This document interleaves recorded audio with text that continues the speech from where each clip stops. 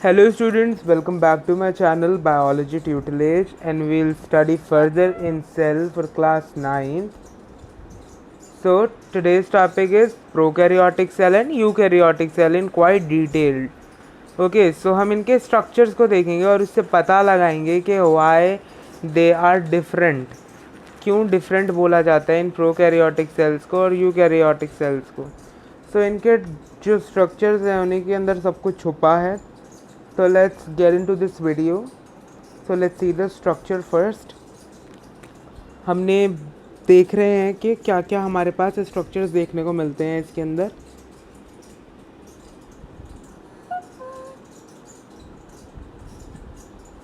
So अगर आपको दिख ही रहा है कि मैंने एक स्ट्रक्चर बना के रखा हुआ है और मैं उसी को फर्दर आगे ड्रॉ कर रहा हूँ. So आपको पता होना चाहिए बच्चे प्रोकैरियोटिक सेल का भी स्ट्रक्चर और यूकैरियोटिक सेल का structure, because they are most important. इसी से आपको पता रहेगा कि क्यों ये दोनों सेल के डिफरेंट हैं ये दोनों सेल. और मैंने आपको क्या बताया था लास्ट लेक्चर के अंदर के प्रोकैरियोटिक सेल्स के अंदर क्या आता है, बैक्टीरियाज. तो बैक्टीरियाज के साथ बैक्टीरियाज के स्ट्रक्चर कैसे होंगे दिखने में, ऐसे ही होंगे. So let's see.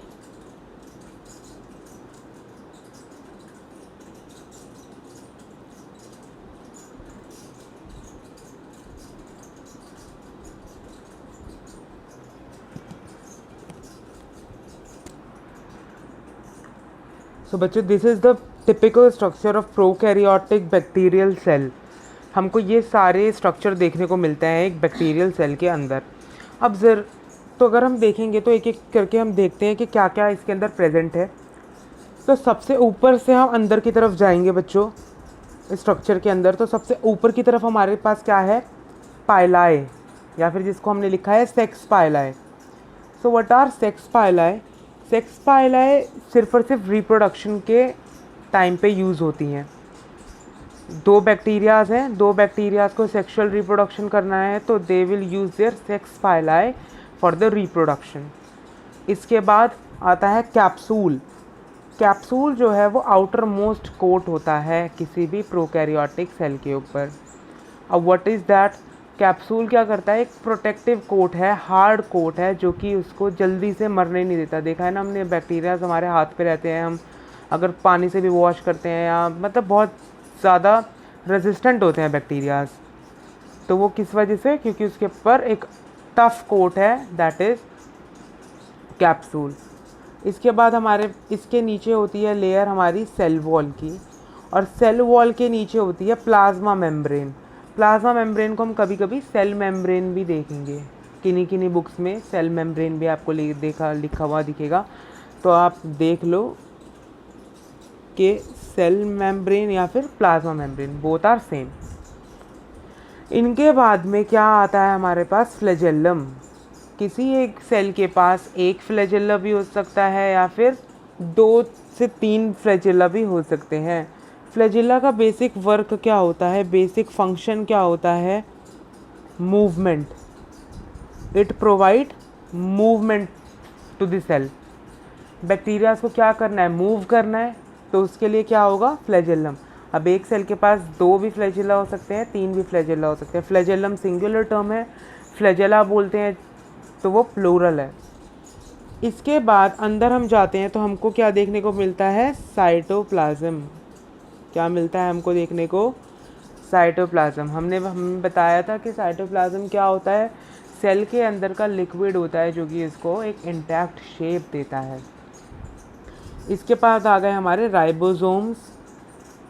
जैसे कोई स्ट्रक्चर दिखेंगे हमको, सर्कुलर स्ट्रक्चर जो कि राइबोसोम होंगे. और एट दी एंड हमको दिखता है हमारा डीएनए, या फिर डीएनए को क्या बोलेंगे हम, न्यूक्लियोइड. हमारा बेसिक डिफरेंस क्या आता है यूकैरियोटिक और प्रोकैरियोटिक में, कि प्रोकैरियोटिक में एक इंटैक्ट न्यूक्लियस नहीं दिखता हमको एक वेल डेवलप्ड न्यूक्लियस नहीं दिखता. तो दिख रहा है हमको कोई वेल डेवलप्ड न्यूक्लियस नहीं. हमारे जो जेनेटिक मटेरियल है यहाँ पे, जो कि हमारा डीएनए है, वो बस ऐसे ही खुला लूजली प्रेजेंट है सेल के अंदर. कोई एक इंटैक्ट शेप के अंदर प्रेजेंट नहीं है, या कोई एक वेसल नहीं है जिसके अंदर ये भरा हुआ हो, न्यूक्लियस का कोई प्रेजेंट नहीं है, तो उसको हम क्या कह देते हैं, न्यूक्लियोइड भी कह देते हैं। आ गए बच्चे बात समझ। और हमारे पास एक और स्ट्रक्चर क्या प्रेजेंट है हमारे प्रोकैरियोटिक सेल के अंदर, प्लाज्मिड। प्लाज्मिड एक एक्स्ट्रा क्रोमोसोमल स्ट्रक्चर होता है या फिर एक्स्ट्रा जेनेटिक मटेरियल होता है जो कि प्रेजेंट होता है। वो किस काम आता है, बेसिकली उस काम आता है जब हमारे पास जो हमारा एक्चुअल डीएनए है उसके अंदर कुछ प्रॉब्लम आ गई है, जिसका अभी हमें इसको डिटेल में नहीं पढ़ना है प्लाज्मिड्स को। सो लेट्स सी, हर किसी के आपको पता होना चाहिए कि जितना भी प्रोकैरियोटिक सेल है उसके अंदर जो डिफरेंट कंपोनेंट्स हैं एक्चुअली उनका फंक्शन क्या है। जैसे कि मैंने आपको बताया फ्लैजेलम का क्या है फंक्शन, मूवमेंट का फंक्शन है। ऐसे ही कैप्सूल का मैंने क्या बताया, कैप्सूल क्या है, एक आउटर प्रोटेक्टिव कवरिंग है जो किसके अंदर हेल्प करती है, प्रोटेक्ट करती है सेल वॉल को व्हेन गेट इनगल्फ्ड। मतलब कि बैक्टीरिया से कोई बड़ा सेल आया और उसने बैक्टीरिया के सेल को खा लिया, तो भी ज़रूरी नहीं है कि बैक्टीरिया की डेथ हो जाए, उस बैक्टीरिया को वो ख़त्म हो जाए, उसके ऊपर का जो कैप्सूल होगा वो क्या कर लेगा, उसको बचा लेगा। कैप्सूल के नीचे क्या होती है, cell wall. Cell wall is the outer most layer of the cell which gives shape to the cell. And in some cells, अगर आप ज़्यादातर प्रोकैरियोटिक बैक्टीरियाज को देखोगे बच्चे, तो जो कैप्सूल प्रेजेंट है ना, कैप्सूल सिर्फ और सिर्फ उन बैक्टीरियाज के ऊपर प्रेजेंट है जो काफ़ी हार्श कंडीशंस में रहते हैं, जो कि बहुत ज़्यादा डिजीज़ कॉजिंग बैक्टीरियाज होते हैं, सिर्फ और सिर्फ उनमें कैप्सूल प्रेजेंट होता है, क्योंकि उनको क्या चाहिए, एक एक्स्ट्रा प्रोटेक्शन चाहिए। वरना तो ज़्यादातर प्रोकैरियोटिक सेल्स में और ज़्यादातर बैक्टीरियाज के अंदर क्या होती है, outer most layer cell wall होती है। तो सेल वॉल क्या होती है, वो एक वॉल होती है, वो एक मेम्ब्रेन होती है जो क्या करती है, सेल को एक शेप देती है। इसके बाद हमारे पास आता है साइटोप्लाज्म। साइटोप्लाज्म मैंने आपको बताया बच्चे, साइटोप्लाज्म के क्या फंक्शन होता है, क्या रोल होता है, वो एक सेल को प्रॉपर शेप के अंदर रखती है, क्योंकि अगर हॉलो सेल होगा तो वो क्या होगा, वो कोलैप्स कर जाएगा। ठीक है, तो इसलिए एक gel kind water kind liquid present होता है सेल के अंदर, और उसके अंदर क्या होता है, एंजाइम्स प्रेजेंट होते हैं। उसके बाद हमने देखे कुछ छोटे छोटे स्ट्रक्चर्स जिनको हम क्या कहते हैं, राइबोसोम्स। राइबोसोम्स का फंक्शन क्या होता है, राइबोसोम करते हैं हमारे सेल के अंदर प्रोटीन सिंथेसिस। क्या करते हैं, प्रोटीन सिंथेसिस।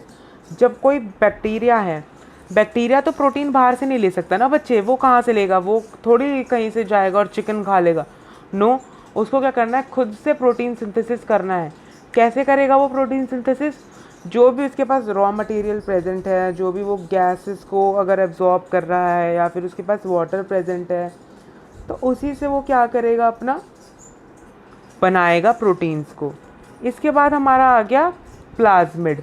प्लाज्मिड क्या है, मैंने आपको बताया, इज़ एक्स्ट्रा जेनेटिक स्ट्रक्चर्स। और हमारे पास लास्ट बच गया हमारा, जिसको हमको देखना है, दैट इज़ प्लाज्मा मेम्ब्रेन या फिर सेल मेम्ब्रेन। बच्चे प्लाज्मा मेम्ब्रेन का फंक्शन क्या है, it is made up of phospholipids. अगर हमसे कोई पूछता है कि किस चीज़ की बनी होती है प्लाज्मा मेम्ब्रेन, तो दैट इज़ फॉस्फोलिपिड्स की। और उसका फंक्शन क्या होता है, it helps in movement of organic molecules बच्चे। अब बैक्टीरिया के पास माउथ तो है नहीं कि वो अपना खाना ऐसे ही माउथ से ले लेगा, तो उसके पास क्या प्रेजेंट होती है, प्लाज्मा मेम्ब्रेन प्रेजेंट होती है। प्लाज्मा मेम्ब्रेन में हल्के हल्के से पोर्स प्रेजेंट होते हैं जो कि क्या करते हैं, मूवमेंट के अंदर हेल्प करते हैं। किसका movement, organic molecules like water अगर लेना है बैक्टीरिया को, या फिर कोई आसपास छोटा फूड पार्टिकल प्रेजेंट है, कोई शुगर का मॉलिक्यूल प्रेजेंट है आसपास, वो अंदर लेना है। और क्या करना है, अगर उसको अपनी सेल के अंदर से कोई वेस्ट मटेरियल को रिमूव करना है, तो वो भी सेल किससे करेगा, प्लाज्मा मेम्ब्रेन की हेल्प से करेगा। So this is all about a prokaryotic cell. अब हम देखेंगे क्या, यूकैरियोटिक सेल। यूकैरियोटिक सेल का स्ट्रक्चर और उसके अंदर जो कुछ स्ट्रक्चर प्रेजेंट होते हैं इम्पॉर्टेंट उनका function. So let's get into it. So बच्चों, this is the typical structure of eukaryotic cell. It is highly different from a prokaryotic cell as you can see. इसके अंदर कुछ भी नहीं है, जैसे कि फ्लैजिलम नहीं है यहाँ पे, प्लास्टिड नहीं है यहाँ पे, सेक्स पाइलाई प्रेजेंट नहीं है यहाँ पे हमारे पास कोई कैप्सूल प्रेजेंट नहीं है। हमारे पास सिर्फ क्या प्रेजेंट है, सेल वॉल प्रेजेंट है। हमारे पास सिर्फ क्या प्रेजेंट है, सेल वॉल। तो आ गई बच्चे बात समझ। ऐसा दिखता है हमारा कुछ यूकैरियोटिक सेल। सेल वॉल के नीचे प्लाज्मा मेम्ब्रेन भी प्रेजेंट होगी, ज़रूरी नहीं है वो बनाने के लिए, क्योंकि हम एक ही सेल वॉल को दिखाते हैं किसी की भी अंदर सेल के अंदर। बस हमने वहाँ पे आपको बताना था कि अगर हम एक जो हमारे पास एक वॉल दिखेगी हमें किसी भी सेल की, तो उसके अंदर डिफरेंट डिफरेंट क्या पार्ट्स होते हैं, तो मैंने वो आपको वहाँ पे बता दिया। तो यहाँ पे भी जैसे सेल वॉल है, सेल वॉल के नीचे प्लाज्मा मेम्ब्रेन भी प्रेजेंट होगी। तो इसके बाद देखते हैं हम और क्या क्या स्ट्रक्चर्स हैं। अगर हम देखें हमारे पास क्या प्रेजेंट है स्ट्रक्चर, न्यूक्लियस प्रेजेंट है। एज यू कैन सी बच्चों, न्यूक्लियस हमारे पास क्या है, एक वेल शेप्ड न्यूक्लियस प्रेजेंट है, दैट इज सर्कुलर न्यूक्लियस। इसके अंदर हमारे पास क्या प्रेजेंट होगा, हमारा जेनेटिक मटेरियल प्रेजेंट होगा सेल का, दैट इज डीएनए और RNA, what ever the genetic material is. इसके बाद हमारे पास आता है एंडोप्लाज्मिक रेटिकुलम है। ये कहीं कहीं पे स्मूथ है और कहीं कहीं पे यहाँ पे ग्रैनुल्स प्रेजेंट है छोटे छोटे। तो अभी इसको हम देखेंगे आगे जाके कि दो different type of endoplasmic reticulum क्या क्या होते हैं और उनके बेसिक फंक्शन क्या होते हैं। पर उससे पहले हम देखेंगे कि सिंपल एंडोप्लाज्मिक रेटिकुलम का क्या फंक्शन होता है। बच्चे एंडोप्लाज्मिक रेटिकुलम का फंक्शन होता है ट्रांसपोर्टेशन। किस चीज़ के लिए transportation, transportation of substances from nucleus to the cytoplasm of cell. तो हम देख सकते हैं कि ये जो एंडोप्लाज्मिक रेटिकुलम है ये साइटोप्लाज्म को न्यूक्लियस से कनेक्ट करा हुआ है, दिख रहा है ना आपको, न्यूक्लियस से कनेक्ट कर रहा है साइटोप्लाज्म को। तो इसका फंक्शन क्या होगा, ट्रांसपोर्टेशन ऑफ सब्सटेंसेस, चाहे वो कोई भी सब्सटेंस है। अगर न्यूक्लियस के अंदर ज़रूरत है कोई साइटोप्लाज्म के सब्सटेंसेस की, तो वो उसको अंदर भेजेगा और न्यूक्लियस से कुछ सब्सटेंसेस को वो बाहर भेजेगा यूज़ के लिए। इसके बाद हमारा आता है राइबोसोम। तो हमने पहले भी देखा फंक्शन राइबोसोम का, राइबोसोम का वही सेम फंक्शन रहेगा, क्या, प्रोटीन सिंथेसिस। क्या करता है राइबोसोम, प्रोटीन सिंथेसिस में हेल्प करता है, प्रोटीन को बनाने में मदद करता है। इसके बाद हमने देखी कि एक और नई सेल ऑर्गेनेल प्रेजेंट है हमारे सेल के अंदर, दैट इज गोल्जाई बॉडीज या गोल्जाई अपैरेटस भी कहते हैं इसको। तो ये क्या करता है बच्चे, ये भी एक कैसा होता है, ये फोल्डिंग्स होती हैं, फोल्डिंग्स ऑफ मेम्ब्रेन। इनका क्या हेल्प, इनका क्या फंक्शन होता है, बेसिकली जो भी प्रोटीन सिंथेसिस के बाद प्रोटीन आ रहा है राइबोसोम से, जो भी प्रोटीन सिंथेसिस के बाद प्रोटीन आ रहा है राइबोसोम से, उसको मॉडिफाई करना, क्या, मॉडिफिकेशन ऑफ प्रोटीन करता है। ये क्या करता है, मॉडिफिकेशन ऑफ प्रोटीन। मतलब कि अगर हमारे पास कोई प्रोटीन है उसको वो क्या करेगा, उसका मॉडिफाई कर देगा कि उसको एक स्पेशलाइज्ड फंक्शन के लिए। फॉर एग्जांपल हमारे पास जो राइबोसोम होएगा वो हमारे को बहुत सारे प्रोटीन्स बना के देगा, पर उन सारे प्रोटीन्स का एक ही फंक्शन तो होगा नहीं, क्या पता कोई एक फंक्शन कर रहा हो और उसको दूसरा फंक्शन कराना है। तो गोल्जाई एपरेटस क्या करता है, सेम प्रोटीन को ही मॉडिफाई करता रहता है डिफरेंट डिफरेंट प्रोटीन्स के अंदर, जिससे कि डिफरेंट डिफरेंट फंक्शंस हो सकें एक सेल के अंदर। अब देखते हैं हम अब अगला ऑर्गेनेल को, that is the most important organelle किसी भी उसके अंदर, सेल के अंदर, दैट इज़ माइटोकॉन्ड्रिया। बेटा mitochondria is the energy house of the cell. It is the energy house of the cell, मतलब कि it provides or produces energy। क्या प्रोड्यूस करता है सेल के लिए, एनर्जी प्रोड्यूस करता है, एनर्जी का मेकिंग का काम करता है। अब हमारे को हमारे जितने भी बॉडी के अंदर सेल्स हैं वो क्या कर रहे हैं, कोई ना कोई फंक्शन कर रहे हैं। जैसे कि हमारे हाथ के जो मसल्स हैं और उसके जो सेल हैं वो किसके अंदर हेल्प कर रहे हैं, हमको लिखने के अंदर, हमें खाना खाने के अंदर, या फिर हमको कुछ खेल कूद करने के अंदर, तो वो सारे के सारे को एनर्जी हमारे को कौन देगा, उसके सेल्स को माइटोकॉन्ड्रिया देगा। तो हमारे लाइजोसोम्स को क्या कहते हैं हम, सुसाइडल बैग्स भी कहते हैं। और वो क्यों कहते हैं हम सुसाइडल बैग्स लाइजोसोम्स को, क्योंकि उनके पास ऐसे एंजाइम्स रहते हैं जो कि क्या कर देते हैं, जिनके अंदर क्या क्षमता होती है, वो किसी भी चीज़ को डाइजेस्ट कर देते हैं, प्रोटीन्स को, कार्बोहाइड्रेट्स को, फैट्स को, डीएनए को।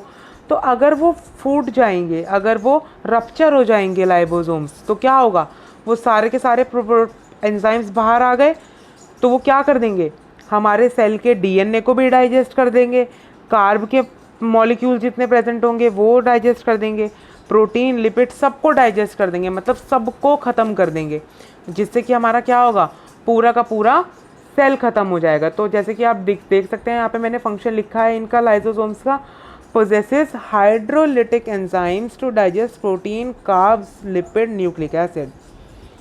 तो देखते हैं हमारा वापस से एक बार यूकैरियोटिक सेल के अंदर क्या क्या प्रेजेंट था, हमारे पास डिफरेंट डिफरेंट चीज़ें प्रेजेंट थी, उन सभी के हमने फंक्शंस देखे।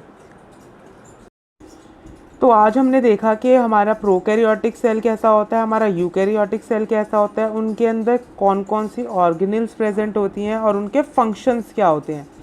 हमने ये सारा सब कुछ देख लिया और इनके स्ट्रक्चर से ही आपने पता लगा लिया कि कितने डिफरेंट होते हैं ये दोनों ही टाइप के सेल्स और इनकी ऑर्गेनेल्स।